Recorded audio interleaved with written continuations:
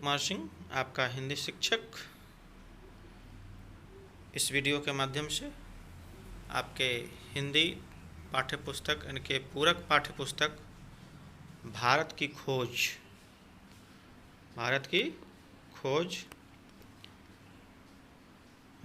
का पाठ 3 सिंधु घाटी सभ्यता को लेकर उपस्थित हुआ हूँ। इसके पहले मैं एक वीडियो बना चुका हूँ, उसमें कई बिंदु पर जो है हम उसका वर्णन कर चुके हैं।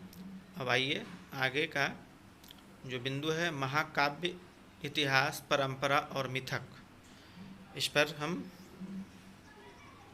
इसके सारांश को पढ़ेंगे। क्या है बच्चों, चलिए तो प्रारंभ करते हैं।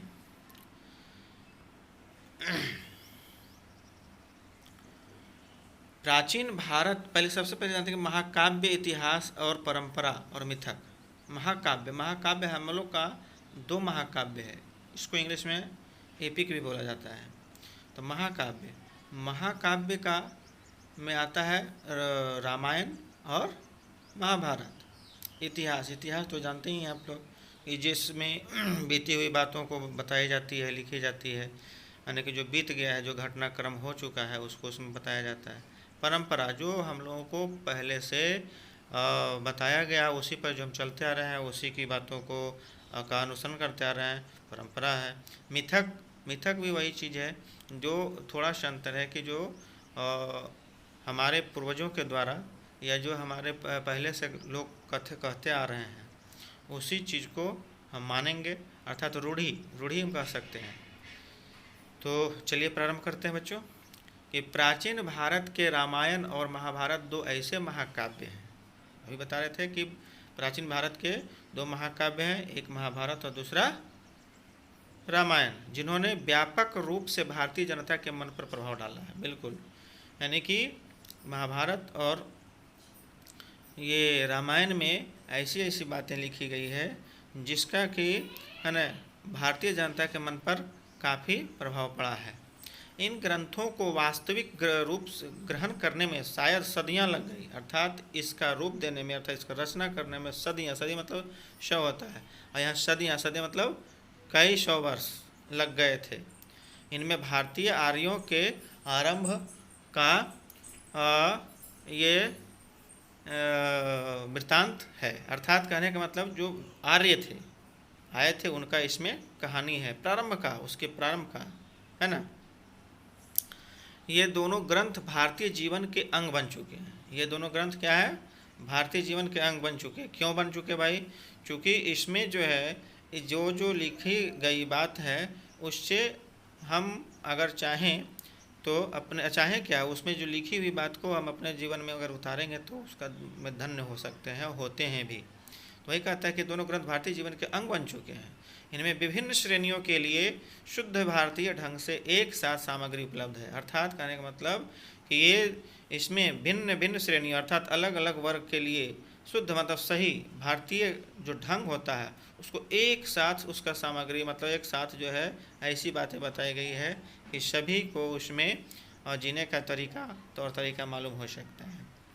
कहता है कि उच्चतम बुद्धिजीवी से लेकर साधारण अनपढ़ और अशिक्षित देहाती तक इनसे प्राचीन भारतीयों के रहस्य समझ पाते हैं। अर्थात इसमें कि बड़े बड़े बुद्धिजीवी अर्थात बड़े बड़े ज्ञानी से लेकर एक साधारण व्यक्ति, एक अनपढ़ व्यक्ति भी और अशिक्षित जो है देहाती, यानी देहात में होता है जो गाँव तरफ रहते हैं, तो कहते देहाती लोग भी इन प्राचीन भारतीयों से का जो प्राचीन भारत के जो आर्य वगैरह थे, चाहे और भी जो घटनाएं हुई थी, उनको आसानी से इसके माध्यम से समझ पाते हैं। वे अनेक रूपों में विभाजित और जात पात की ऊंच नीच में बटे समाज को एकजुट रखने में सफल शासक वर्ग को समझ पाते हैं। अर्थात अभी के जो लोग हैं तो उस समय के जो शासक होते थे सभी को एकजुट अर्थात एक साथ लेकर कैसे चला जाता है, सामाजिक कार्य को कैसे जो है समाज में रहा जाता है, इन तमाम चीज़ों को और न उसमें बताया गया है कि उस समय के शासक कैसे होते, कि ऊंच नीच का भावना नहीं रखते थे, है ना, एक दूसरे को विभाजित नहीं करते थे ना, अर्थात अलग अलग रखने की बात नहीं करते थे, है ना। इन तमाम चीज़ों को इनके माध्यम से समझने का पूरा जो है ये मिलता है। आगे बच्चों कि वे अनेक रूपों में विभाजित तो हो गया कि भारतीय पुरा कथाओं का इतिहास वैदिक काल तक जाता है।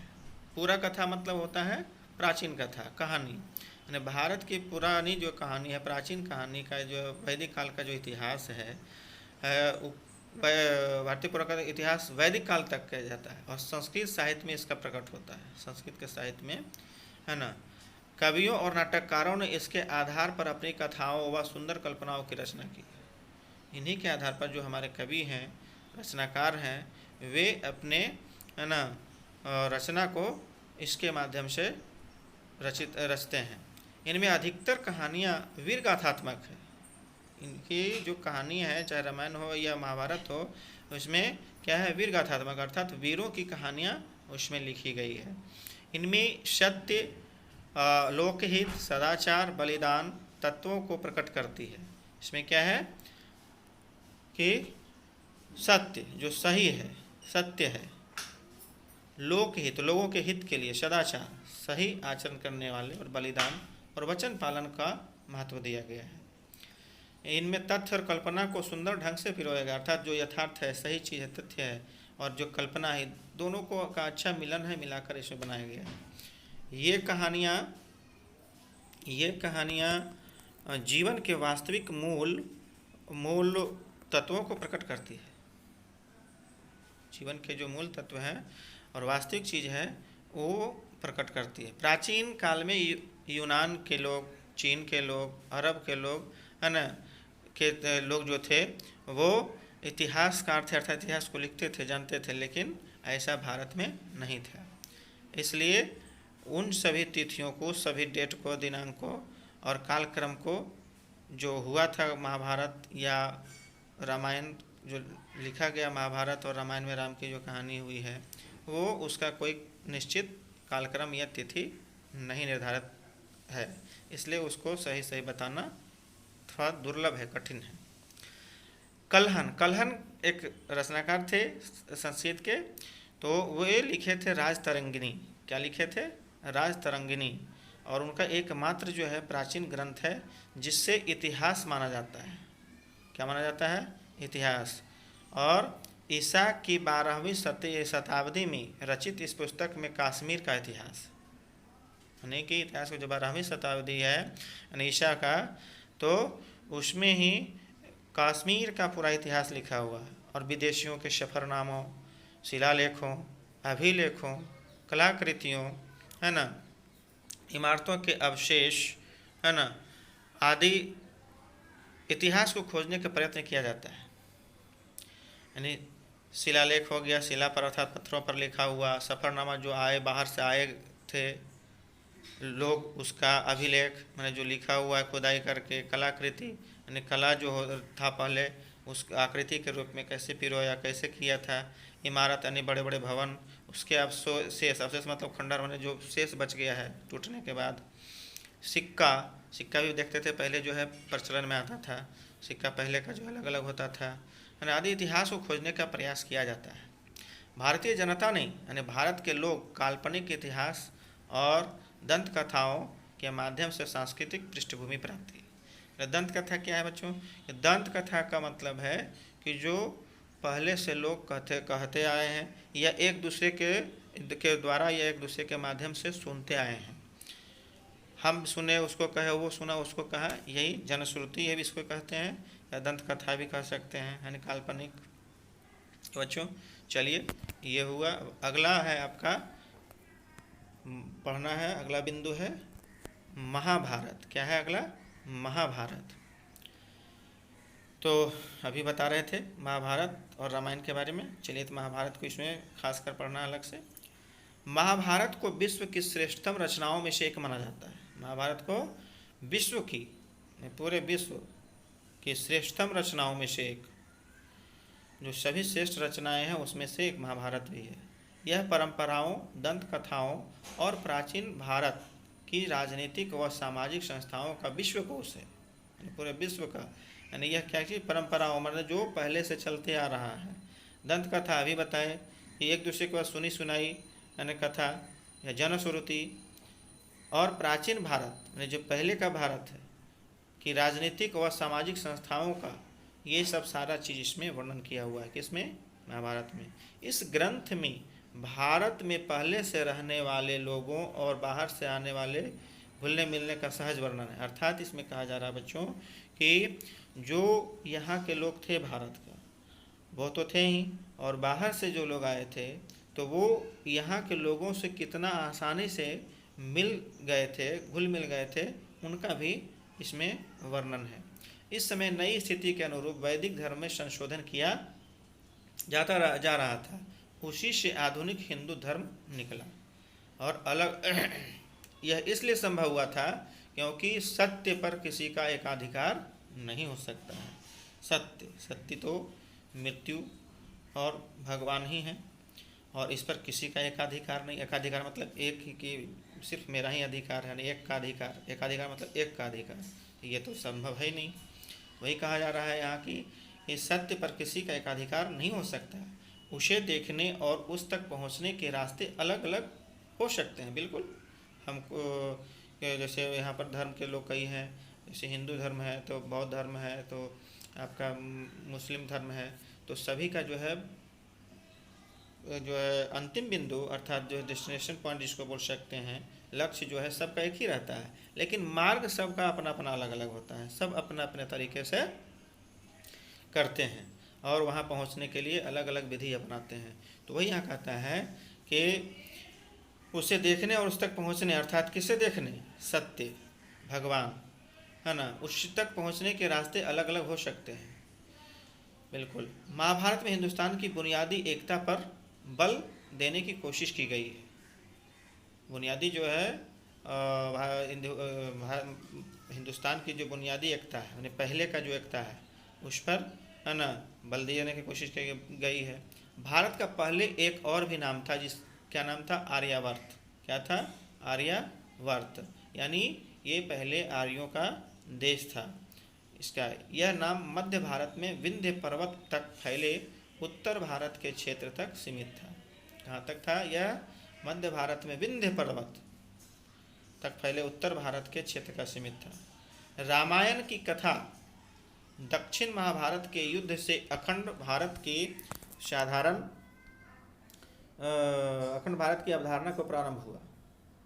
कहता है कि रामायण की कथा दक्षिण में आए आर्यों के विस्तार की कहानी है। क्षमा करेंगे, रामायण की कथा दक्षिण में आए आर्यों के विस्तार की कहानी है। यह अनुमान लगाया जाता है कि महाभारत का युद्ध ईसा पूर्व 14वीं शताब्दी के आसपास हुआ होगा। कब? ईसा पूर्व 14वीं शताब्दी के लगभग में महाभारत का युद्ध हुआ होगा, जो कौरव और पांडव के साथ हुआ था, है ना। तो उस समय आधुनिक अफगानिस्तान का बहुत बड़ा हिस्सा भारत में शामिल था। यानी कहने का तात्पर्य हुआ बच्चों कि उस समय का जो, अर्थात अभी का जो अफगानिस्तान है, अभी का अफगानिस्तान जो है वो उस समय का जो कहता है कि बहुत बड़ा हिस्सा उसका भारत में ही शामिल था। उस समय दिल्ली के नज़दीक जो अभी हस्तिनापुर है और इंद्रप्रस्थ है, वो पुराने शहर उस समय का राजधानी था। क्या था? राजधानी बने थे। अब महाभारत के जो कृष्ण हैं, महाभारत में जो कृष्ण का जो है थे, उससे संबद्ध आख्यान यानी उनके द्वारा कही गई बात और भगवत गीता भी है। गीता में दर्शन के साथ साथ शासन काल और सामान्य रूप से जीवन के नैतिक और आचार संबंधी सिद्धांतों पर बल दिया गया है। इसका लक्ष्य लोक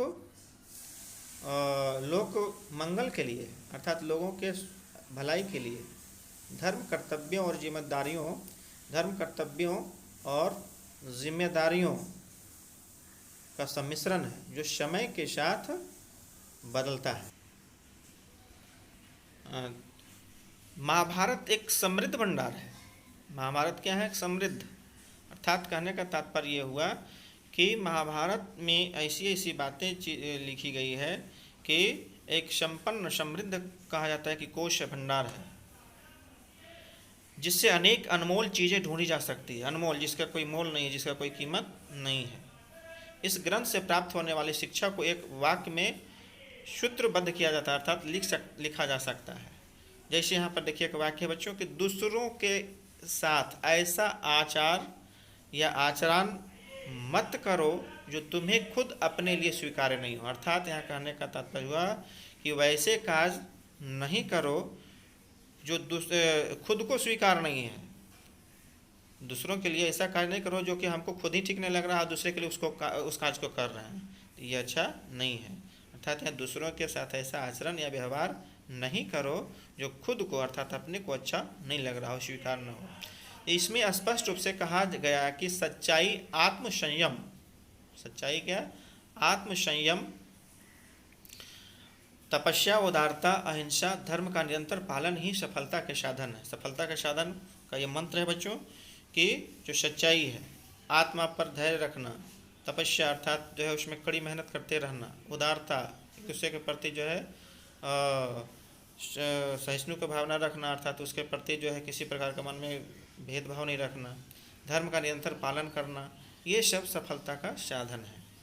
कहता है जाति और कुल नहीं, सच्चे आनंद की प्राप्ति के लिए दुख भोगना ही पड़ता है। अर्थात यदि हमें सच्चे आनंद अर्थात जीवन का सही आनंद उठाना है तो पहले कष्ट भोगना ही पड़ता है, अर्थात दुख भोगना ही पड़ता है ना। असंतोष प्रगति का प्रेरक, अर्थात यदि हमें असंतोष है, किसी प्रकार की कठिनाई है, तो आज यदि उसको हम झेलते हैं तो बाद में हमें प्रगति निश्चित है। चलिए इस वीडियो में इतना ही, शेष अगले वीडियो में। धन्यवाद।